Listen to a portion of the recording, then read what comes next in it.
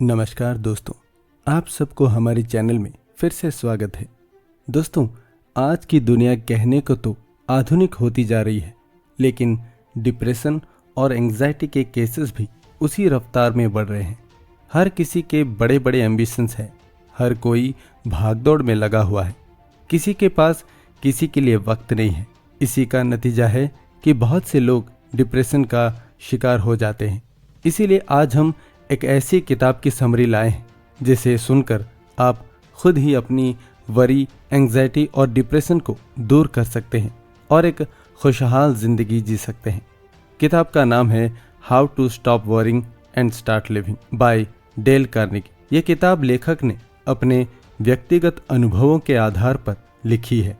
एक समय था जब लेखक भी बहुत चिंता करते थे और इससे उनकी सेहत पर बुरा असर पड़ा था। इसीलिए उन्होंने चिंता को दूर करने के लिए ये किताब लिखी, जो आज पूरे वर्ल्ड में बहुत फेमस हो चुकी है। आइए इस किताब की समरी को शुरू करते हैं। समरी शुरू करने से पहले मैं आपसे आग्रह करूंगा कि आप हमारे चैनल को सब्सक्राइब करें। इस किताब में लेखक ने अपनी जिंदगी के वास्तविक अनुभवों को शेयर किया है और उसके समाधान कैसे ढूंढने हैं उसके बारे में बताया है। इस किताब का लक्ष्य पाठकों को सुखद और पूर्ण जीवन देना है। लोगों को न ही सिर्फ अपने लेकिन अपने आसपास के लोगों से भी जागरूक करना है। लेखक ने how to stop worrying and start living को 58 भाषा में अनुवाद करवाया है। इस किताब में लेखक how to stop worrying and start living के बारे में टिप्स दे रहे हैं और उन्होंने इस किताब को 6 भागों में बांटा है। पार्ट 1, मूलभूत तथ्य, फंडामेंटल फैक्ट्स, जो आपको चिंता के बारे में पता होना चाहिए। लेखक बताते हैं कि हमें हमारी परेशानी का मूलभूत तथ्य पता होना चाहिए। हम सभी एक या दूसरी चीज़ों से परेशान हैं, लेकिन हमें हमारी परेशानी का कारण पता होना ज़रूरी है। परेशानी के लिए बेपरवाह हो जाओ और आज के कार्यों और लक्ष्यों के लिए ध्यान देना शुरू करो। लेखक कहते हैं कि हम हमेशा हमारे भविष्य के लिए परेशान होते हैं, लेकिन हमें ये समझना चाहिए कि हम अभी वर्तमान में जो भी कर रहे हैं वो हमें अच्छा भविष्य देंगे। वो कहते हैं कि आपको भविष्य में जो चाहिए उसको एक पेपर पर लिख लो और उसे अपनी बेड साइड के वॉल पर लगा दो। उसको रोज़ सुबह पढ़ो और उस प्रायोरिटी के ऊपर काम करना शुरू कर दो। उदाहरण के लिए, अगर आपको घर खरीदना है तो आपको बैठकर ये नहीं सोचना है कि मेरे पास पैसे नहीं हैं, अब मैं क्या करूं, लेकिन आपको घर कैसे खरीदना है उसके ऊपर काम करना होगा। सबसे पहले आप अपना बजट बनाएं, उसके बाद आपको घर कहां लेना है वो सोचो और उसके बाद कब लेना है वो सोचो। अगर आप इस तरीके से प्लान करते हैं तो आप अपने परिणाम तक पहुंच जाएंगे और आपको परेशान भी नहीं होना पड़ेगा। लेखक बताते हैं कि आपको अपनी प्रगति को नियमित रूप से विश्लेषण करना चाहिए। ये सोचना चाहिए कि मैं इन सिद्धांतों को कैसे सुधार करूं। लेखक कहते हैं कि हमें हमेशा हमारे वर्तमान पर फोकस करना चाहिए और अतीत और भविष्य को अपनी जगह रखना चाहिए। जब भी हम परेशान होते हैं तब हम हमारे अतीत के बारे में सोचते हैं और जो चीज़ खराब हुई होती है उसके लिए हम खुद को दोष देते हैं। लेकिन अगर हम ये सिद्धांत को लागू करते हैं तो हम काफ़ी तनाव को दूर कर सकते हैं। हमें भविष्य को लेकर डरना नहीं चाहिए। हमें समझना चाहिए कि अच्छी सोच विश्लेषण को प्रभावित करती है, जो आगे चल के सकारात्मक और तार्किक योजना को अंजाम देते हैं। लेखक कहते हैं कि जब आप कोई चीज़ को प्लान करते हो तब उसकी सबसे खराब स्थिति को भी प्लान कर लो और अपने आप को उसके लिए तैयार कर लो। इससे क्या होता है कि आपका दिमाग खराब स्थिति के लिए सहमत हो जाता है और सकारात्मक ऊर्जा को रिलीज करता है, जो आपको सबसे खराब स्थिति से लड़ने की ताकत देता है। आगे लेखक गौर करते हैं कि परेशानी से हमें क्या होता है। वो बताते हैं कि डर का मुख्य कारण है परेशानी। जब आप ये जान जाते हो कि परेशानी से क्या होता है, तब आप अपने आप परेशान होना बंद कर देते हो। शोधकर्ता कहते हैं कि जब आप निरंतर तनाव या परेशानी में होते हैं तब आप अपनी शारीरिक कार्य क्षमता को नुकसान पहुंचाते हो और ये 3 बीमारी से पीड़ित होते हो: उच्च रक्तचाप, हाई ब्लड प्रेशर, हृदय रोग, हार्ट डिजीज और अल्सर। अगर आप कम परेशान होते हैं तब आपकी लाइफ टाइम एक्सटेंड हो जाती है। जब आप किसी भी चीज़ से परेशान होते हैं तब आप अपनी परेशानी की समीक्षा करें और उस परेशानी का फैक्ट क्या है वो ढूंढें। सारे तथ्यों को समालोचनात्मक विश्लेषण करें और समाधान तक पहुंचे। अगर आपके फैक्ट्स असली नहीं हैं तो आपको बहुत कन्फ्यूजन होगा और ये आपकी समस्याओं को और बढ़ा देगा। इस स्थिति में आप अपने आप से ये सवाल पूछें। आप अपने आप से पूछें कि क्या सबसे खराब संभावित परिणाम हो सकता है अगर आप अपनी समस्या को हल ना कर पाए या आप अपने लक्ष्य तक ना पहुंच पाए। सबसे खराब स्थिति को आप स्वीकार कर लें और संभव हो तो प्लान बी बना लें। इसके बाद शांति से अपने सबसे खराब संभावित परिणाम को सुधारें और इससे आपको बेहतर परिणाम मिल सकते हैं। समस्या क्या है और उसका करना क्या है? समस्याओं का संभावित समाधान कौन सा है और उसमें से सबसे अच्छा समाधान क्या है? पार्ट 2, चिंता की आदत को कैसे तोड़ें इससे पहले कि वो आपको तोड़ दे। व्यस्त रहो। इसमें लेखक कहते हैं कि अपने आप को एक नहीं तो दूसरी चीज में व्यस्त रखना चाहिए। शोधकर्ता कहते हैं कि मानव मन एक साथ बहुत सारी चीजों को नहीं सोच सकता है। इसका मतलब है कि हम खुश या परेशान एक साथ नहीं हो सकते। जब हम अपने आप को हमारी पसंद की गतिविधि में व्यस्त रखते हैं तो हमारा दिमाग सकारात्मक विचारों का बादल बना देता है। इसीलिए डॉक्टर एंग्जाइटी पेशेंट्स के लिए ऑक्यूपेशनल थेरेपी का इस्तेमाल करते हैं।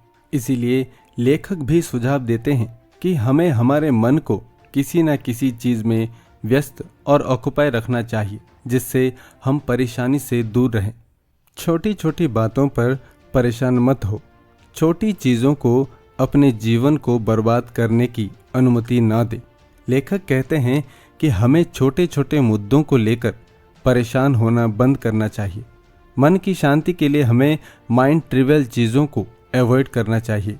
जब ऐसे छोटे मुद्दे बनते हैं तब हमें हमारा फोकस बदलना चाहिए जिससे हमारा दिमाग आवश्यक मुद्दों पर फोकस करे।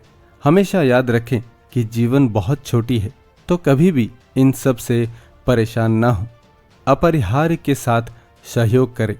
लेखक कहते हैं कि क्या होने वाला है उसके पीछे लड़ाई करने का कोई तर्क नहीं है। इससे तो अच्छा ही है कि हम ये सोचें कि अगर ऐसा हुआ तो हम क्या करेंगे और फिर उसमें से बेस्ट लें। परेशान होने से फ़ायदा तभी है जब आप वो स्थिति को प्रतिरोध कर पाओ, लेकिन अगर आप नहीं कर सकते तो आगे बढ़ो। पार्ट 3, मानसिक मनोवृत्ति विकसित करने के 7 तरीके जो आपको शांति और प्रसन्नता प्रदान करेंगे। अपने मन को शांति, साहस, स्वास्थ्य और आशा के विचारों से भरें। इसमें लेखक कहते हैं कि वास्तविकता तब बनती है जब हमारा डोमिनेटिंग माइंड विचार का सृजन करते हैं। अगर आप लगातार ये सोचते रहेंगे कि मेरे साथ कुछ खराब होगा, तब ये सोच आपके दिमाग को हावी कर देगा और उसे हकीकत में बदल देगा।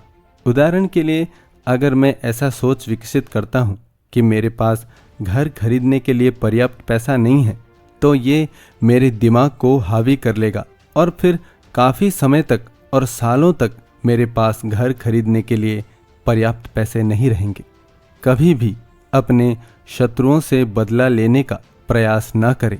यहाँ लेखक कहते हैं कि हमें किसी के भी साथ बदला नहीं लेना चाहिए। यहाँ लेखक कहते हैं कि हमें किसी के भी साथ बदला नहीं लेना चाहिए। इससे सिर्फ हमें भुगतना पड़ता है। हमेशा माफ़ कर देने की आदत विकसित करनी चाहिए। ऐसा इंसान मत बनो जो कर्म का फल मिलने की राह देखता है। कृतज्ञता की अपेक्षा करें। लेखक कहते हैं कि हमें ये याद रखना चाहिए, खुशी का एक ही रास्ता है कि हमें कृतज्ञता की उम्मीद नहीं करनी चाहिए, लेकिन उसे हमें अपनी खुशी के लिए देना चाहिए। जब हम किसी की मदद करते हैं और वो इंसान हमें धन्यवाद भी नहीं बोलता, तब हमें उसके बारे में परेशान नहीं होना चाहिए। अपने आशीर्वादों को गिने, मुसीबतों को नहीं। आगे लेखक ये भी बताते हैं कि हमें हमारे आशीर्वाद गिनने चाहिए, ना कि मुश्किलों को। इसका मतलब ये है कि हमें हमारे पास क्या है उसका आकलन करना चाहिए और क्या नहीं है उसके बारे में परेशान नहीं होना चाहिए। इससे तो अच्छा है हमें ये सोचना चाहिए कि जो हमारे पास नहीं है उसे हम कैसे हासिल करें। ये हमें परेशानी से दूर रहने की ज़्यादा ताकत देता है। स्वयं को खोजें और स्वयं बने। लेखक कहते हैं कि खुद को जानना बहुत महत्वपूर्ण साहसिक कार्य है। खुद को ढूंढना और हम में क्या क्षमताएं हैं उसको जानना। खुद को ढूंढना एक ऐसा अनुभव देता है जैसे वो एक सेल्फ सेंटर्ड लक्ष्य हो, लेकिन असल में वो एक निस्वार्थ प्रक्रिया है। हमें ये ढूंढना चाहिए कि हम कौन सी चीज़ों में बेहतर और कौन सी चीज़ों में खराब हैं। अपने पैशन को पहचानो और उसके ऊपर काम करो जो तुम्हें कहीं ना कहीं अच्छा परिणाम देगा। अपने घाटे से लाभ उठाने का प्रयास करें। इससे लेखक ये सिखाना चाहते हैं कि आप अगर ये जान जाओ कि नकारात्मक को सकारात्मक में कैसे बदलना है तो आप जीवन में बहुत आगे बढ़ सकते हो। हमेशा अपने फायदे के बारे में सोचो। लेखक ये कहते हैं कि अगर आपको जीवन में लेमन मिला है तो आप उससे लेमनेड बना लो। इसका मतलब है कि अपनी मुश्किल स्थिति से कुछ सीखो। काफ़ी लोग ऐसे होते हैं जो हैंडीकैप होते हुए बड़े अचीवर बन जाते हैं, अपनी कमजोरियों को दूर करते करते। पार्ट 4, चिंता पर विजय पाने का अचूक उपाय। प्रार्थना करना। लेखक कहते हैं कि प्रार्थना में अद्भुत शक्ति होती है। यह आपको हमेशा प्रेरित रखता है। प्रार्थनाएं आपको जो चीज़ें परेशान करती हैं उसके बारे में एक आवाज़ देते हैं जो आपको सकारात्मक महसूस कराता है और ये सुकून दिलाता है कि आप अपनी समस्या किसी से शेयर कर रहे हो। आप अकेले नहीं हो, जिससे आपको परेशानी को हल करने की ऊर्जा मिलती है। वर्तमान में जियो। हम हमेशा सुनते हैं कि वर्तमान में जियो, अतीत और भविष्य के बारे में परेशान मत हो, लेकिन ये कैसे होता है? आज के तेज दौड़ और व्यस्त कार्यक्रम में हम सब में एक बेस लेवल की चिंता, तनाव और दुख एक नया नाम है। यह अनुभव आपको अतीत और भविष्य के बारे में सोचते हुए अपने आप से दूर कर देती है। वर्तमान में जीने का मतलब ये है कि हमारा मन और चेतना इस पल में क्या हो रहा है उसी के बारे में सोचे। हम अतीत और भविष्य के बारे में सोचकर विचलित और परेशान न हो, लेकिन केंद्रित रहे। पार्ट 5, आलोचना के बारे में चिंता करने से कैसे बचें। याद रखें कि अन्यायपूर्ण आलोचना अक्सर प्रच्छन्न प्रशंसा होती है। यहाँ लेखक जेलसी और ईर्ष्या के बारे में समझाते हैं। जब कोई आपकी आलोचना करता है तो उसे लगता है कि उसका महत्व ज़्यादा है। इसका मतलब है कि आपको पर्याप्त ध्यान चाहिए। यह सिर्फ आलोचक को संतुष्टि देता है। अपनी गलतियों का विश्लेषण करें और अपनी आलोचना करें। जब हम किसी महत्वपूर्ण चीज़ में फेल होते हैं, उदाहरण के लिए रिश्ते, काम या स्कूल, ये बहुत ज़्यादा दर्दनाक होते हैं। ये हमारे मन को बहुत सारे विचार से भर देते हैं। इस समय आपको खुद से ये पूछना है, मुझे क्या चाहिए और मैं अपने बारे में क्या सोचता हूँ। शोधकर्ता कहते हैं कि जब हम कोई नकारात्मक घटनाओं को दोष देते हैं, वो सबसे ज़्यादा अवसादग्रस्त होते हैं और स्वास्थ्य के मुद्दे से परेशान होते हैं। लेकिन अपनी गलती को ढूंढ करके उसे सही तरीके से आलोचना करना, अपने आप को सही तरीके से समझना और सुधार के बारे में सोचना अच्छी बात होती है। पार्ट 6, थकान और चिंता को रोकने के 6 तरीके और अपनी ऊर्जा और उत्साह को ऊंचा रखें। थकने से पहले आराम करें। लेखक कहते हैं कि जब आप मानसिक और शारीरिक रूप से थक जाते हैं तब आपको हमेशा एक चेतावनी संकेत मिलता है जो बताता है कि आप अपनी ऊर्जा को लूज कर रहे हो। इसीलिए लेखक सुझाव देते हैं कि हमेशा हमें आराम और रिलैक्स करने के रास्ते ढूंढने चाहिए, इसके पहले कि ये संकेत और लक्षण ज़्यादा हो जाए जिसका भविष्य में इलाज करना मुश्किल हो जाए। अपने काम पर आराम करना सीखें। लेखक कहते हैं कि हमारी काम करने की जगह हमेशा हमें तनावग्रस्त कर देती है। इन सब परेशानी से दूर रहने के लिए हमें हमेशा ऑफिस से बाहर की चीज़ों के बारे में बात करनी चाहिए। कहीं भी चलते चलते जिससे आपको ताज़ी हवा मिले, और हर एक काम ख़त्म करने के बाद आपको एक छोटा ब्रेक लेना चाहिए। यह आपके दिमाग को ताज़ा महसूस कराता है। जब आप ऑफिस में होते हैं, घर पर आराम करके अपने स्वास्थ्य और अपीयरेंस की रक्षा करें। यहाँ लेखक कहते हैं, हम हमेशा ये सोचते हैं कि जो हम ऑफिस के बाहर करते हैं वो सब रिलैक्सेशन के तरीके हैं, चाहे वो पार्क हो या रेस्टोरेंट हो। लेकिन हमें ये दिमाग में रखना चाहिए कि जो हम ऑफिस के बाहर करते हैं वो हमारे काम पर असर करता है, हमारी अटेंशन, ऊर्जा और मूड पर असर करता है। कोई हमें ऑफिस के बाहर एंजॉयमेंट करने से मना नहीं करता, लेकिन घर पर बैठने और रिलैक्स करने से ज़्यादा आनंद मिलता है। काम करने की 4 अच्छी आदतें जो थकान और चिंता को रोकने में मदद करेगी। हमें हमेशा साफ सुथरी जगह पर रहना पसंद आता है। गंदी और फैली हुई जगह हमें नकारात्मक भावनाएं देती है, जो हमारे मन में नकारात्मक विचार का बादल बना देती है। यहाँ पर लेखक काम करने की 4 अच्छी आदतों के बारे में बताते हैं। आप अपने टेबल पर पड़े पेपर्स को एक जगह अरेंज करें और जो सबसे ज़रूरी है उनको आगे रखिए। चीज़ों को उनके महत्व के अनुसार अरेंज करें। जब आप कोई समस्या का सामना करते हो तब उससे संबंधित सारी जानकारी इकट्ठा करो और उसका उपयोग करके सही निर्णय पर आओ। संगठित प्रतिनियुक्ति और निगरानी करना सीखें। अपने काम में उत्साह लाएं। लेखक कहते हैं कि हम जो भी काम करते हैं वो हमेशा उत्साहित और स्फूर्तिदायक नहीं होता है, लेकिन वो निर्भर करता है कि हम उसे किस तरीके से लेते हैं। आप अपनी जॉब को कैसे अप्रोच करते हैं, अपने सहकर्मी और अपने काम को कैसे ले रहे हैं, वो मैटर करता है। हमारे ऑफिस में जो भी काम होते हैं उसे हमें कैसे भी करना है तो हमें मुस्कुराहट के साथ करना चाहिए। ये हमें अच्छी अनुभव देते हैं। अनिद्रा की चिंता न करें। लेखक कहते हैं कि जब हम परेशान होते हैं तब हमें अच्छे से नींद नहीं आती है और ये नई परेशानियों को जन्म देती है कि मुझे नींद क्यों नहीं आ रही है। तो अब आप ये सोचिए कि कौन पहले आता है, परेशानी या अनिद्रा। हमें अनिद्रा के बारे में सोचने से अच्छा है कि हम कुछ विश्राम तकनीक का उपयोग करके हमारे परेशानी और अनिद्रा को दूर करें। तो दोस्तों, ये थी how to stop worrying and start living की समरी। डेल कार्नेगी की how to stop worrying and start living एक टाइमलेस सेल्फ हेल्प किताब है जो चिंता को दूर करने और एक खुशहाल, अधिक पूर्ण जीवन जीने के लिए व्यावहारिक रणनीति प्रदान करती है।